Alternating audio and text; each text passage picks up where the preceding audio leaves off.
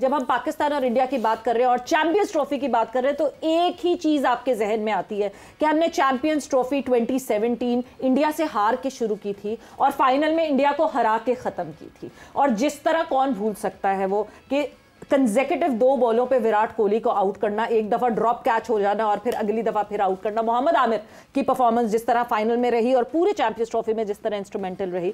मोहम्मद आमिर का क्या कहना है चैंपियंस ट्रॉफी 2017 के एक्सपीरियंस के हवाले से, आपको दिखाते हैं और सुनाते हैं। चैंपियन ट्रॉफी आने से पहले, खेलने से पहले हम नंबर 8 थे रैंकिंग में और सारे लोग जो है कहीं भी पाकिस्तान टीम को जो है ना वो रेट नहीं कर रहे थे, वो ये कि नंबर 8 की टीम है और ये है और वो है। और फिर ऊपर से हमारा जो है इंडिया के ख़िलाफ़ हम पहला मैच हार भी गए थे। उसके बाद हमारी एक टीम मीटिंग हुई जिसमें सब ओपनली बोले, सब ने अपना अपना एक्सपीरियंस शेयर किया कि हम मूव फॉरवर्ड कैसे करना है हमने इस अगले टूर्नामेंट में, इस पूरे टूर्नामेंट में आगे जाके। और फिर फाइनल खेलना, इंडिया के अगेंस्ट खेलना कोई छोटी बात तो नहीं थी मेरे लिए स्पेशली। उसकी फीलिंग मुझे लगता है कि लाइफ में आप एक्सप्लेन नहीं कर सकते, वर्ड्स नहीं है। और आज भी आप लोग अगर याद करते तो इट मीन्स कि आपको पता है कि ये कितनी बड़ी चीज़ होगी कि आप 2017 चैम्पियन ट्रॉफी का फ़ाइनल जीते और इंडिया से जीते और अल्लाह ने इज़्ज़त दी, फिर प्यार भी मिला सबसे। विराट कोहली 2 दफ़ा आउट करना, देखिए जब उसको मैंने आउट किया ना, स्लिप में जब कैच छूटा तो मैं जब वापस जा रहा था रनअप तक तो मेरे ख्याल एकदम से मेरे माइंड में आया कि यार फ़खर को भी आज दूसरा चांस मिला तो उसने शो कर दिया। और विराट तो माशाल्लाह आपको पता ही है कि प्रेशर सिचुएशन में वो किस तरह परफॉर्म करते हैं, उनकी जो विनिंग रेशियो है सेकंड इनिंग्स में कितनी ज़्यादा हाई थी। लेकिन सेकंड बॉल पे उसको आउट किया, लोग वो आज भी यही इस बात को शेयर करते हैं कि जी विराट कोहली को 2 दफ़ा आउट किया और ये किया वो किया। ये अच्छा एक्सपीरियंस है एज अ बॉलर। देखें मेरी तो ड्यूटी यही थी कि as a new ball bowler मैं उनके जो विकटें हैं टॉप 3 रोहित, शेखर धवन और विराट, ये तीनों रन्स करते आ रहे थे पूरे टूर्नामेंट में और इनको आउट करना आई थिंक वहाँ पे आधा मैच ख़त्म हो गया था। और उस मैच को जीतने के बाद जो सूरत हाल थी ना, ऑनेस्टली क्या पाकिस्तान में क्या यूके में, वो मैं एक्सप्लेन नहीं कर सकता वर्ड्स में। वो आज भी ऐसे लगता है कि रोंगटे खड़े हो जाते हैं अगर आप वो बात करें। तो यस, ओवरऑल तो बहुत अच्छा एक्सपीरियंस था। बाकी इस चैम्पियन ट्रॉफी में हमारी ग्रीन टीम को गुड लक है, अल्लाह करे। और ऊपर से होम है, ये बहुत बड़ी बात होती है। बहुत कम चांसेस मिलते हैं कि आप आईसीसी के इवेंट्स अपने होम ग्राउंड्स में खेलें। तो लड़कों को गुड लक है और अल्लाह करे कि पाकिस्तान टीम जीते। देखें यार, चैम्पियन ट्रॉफी का जो एक्सपीरियंस है वो तो आईसीसी का कोई भी इवेंट हो उसमें आप एक्साइटेड होते हो एज अ प्लेयर, आप अपनी कंट्री को जो है वो रिप्रेजेंट करते हो। ये कोई छोटी बात नहीं होती आईसीसी के इवेंट में अपने कंट्री के लिए खेलना। और आईसीसी का जो एक्सपीरियंस है बड़ा ट्रिकी रहा है। अगर आपको पता हो कि चैम्पियन ट्रॉफी आने से पहले, खेलने से पहले हम नंबर 8 थे रैंकिंग में और सारे लोग जो है कहीं भी पाकिस्तान टीम को जो है ना वो रेट नहीं कर रहे थे, वो ये कि नंबर 8 की टीम है और ये है और वो है।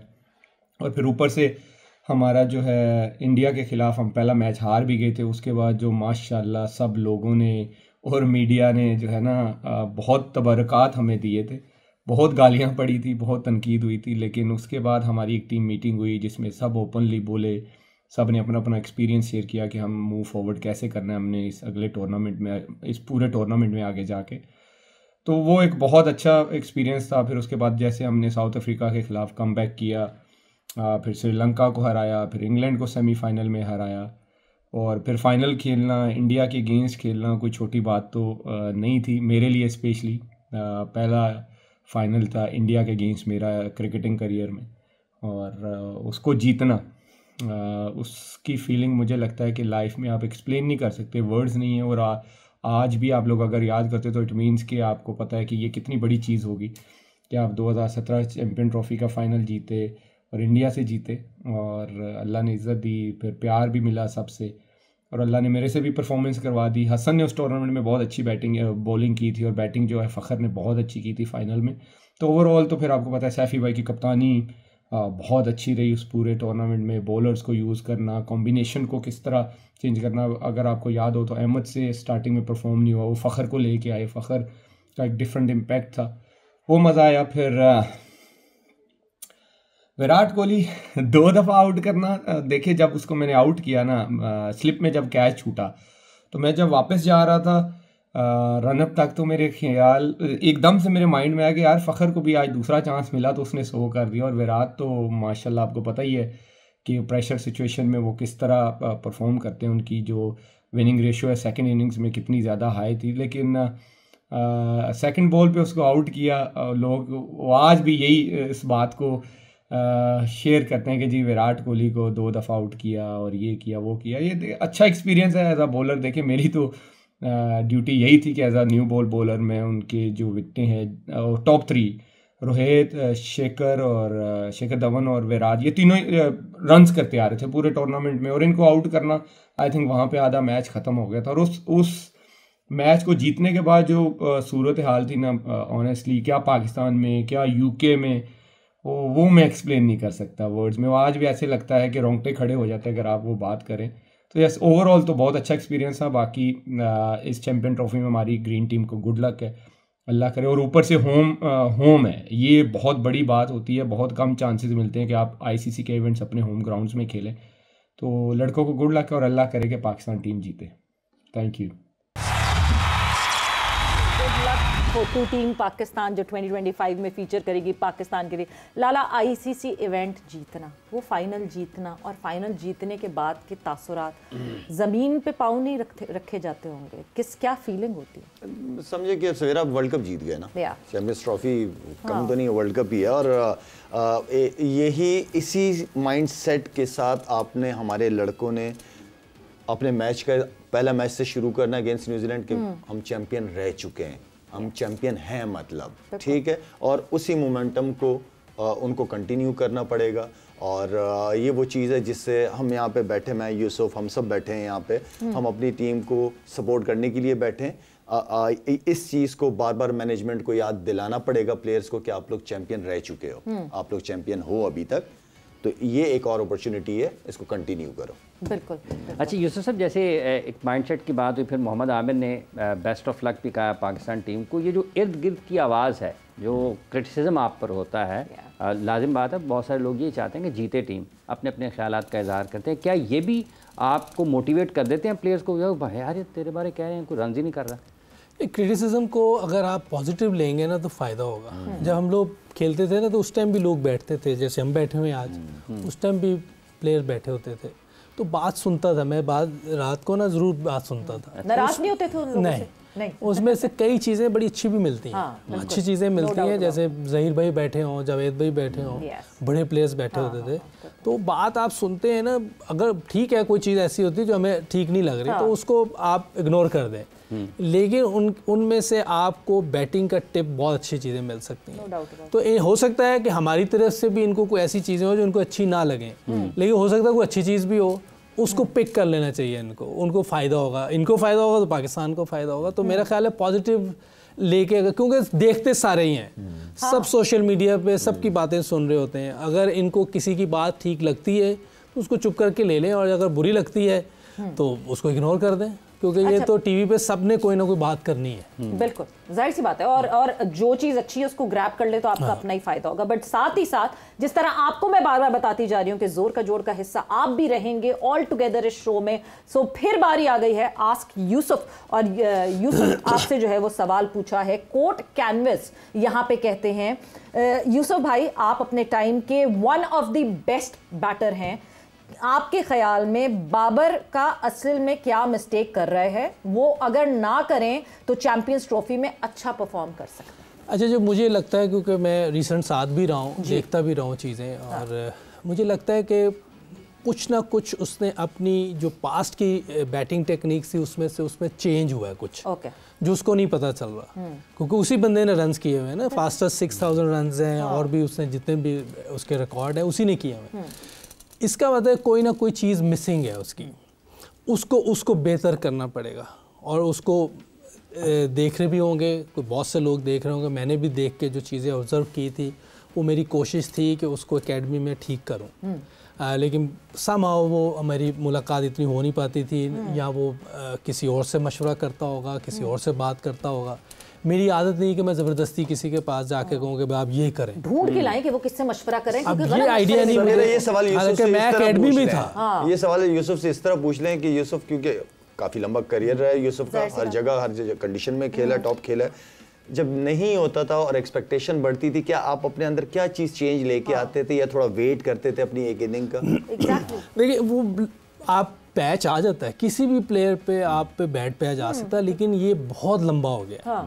इसका मतलब है कोई प्रॉब्लम है जो इतनी बड़ी नहीं है, उसको ठीक करना कोई मुश्किल काम नहीं है। और ऐसा नहीं है कि स्टार्ट्स नहीं मिल रहे। हाँ, स्टार्ट मिल रहे हैं, कोई ना कोई चीज़ ऐसी मिस इससे हो रही है जो पहले करता था अब नहीं हो रही। हो सकता है कि जब T20 के स्ट्राइक रेट का प्रेशर डला है, इसने कुछ चीज़ें चेंज की हैं, उसमें इसकी टेक्निक में कोई प्रॉब्लम आई है, वो ठीक करना कोई बड़ी बात नहीं है, आसानी से ठीक हो जाएगी क्योंकि ऑलरेडी उसमें सब कुछ आप है। समझते हैं कि छोटी मोटी है, टेक्निक में छोटी मोटी प्रॉब्लम है, उसको ठीक करना बहुत ज़रूरी है।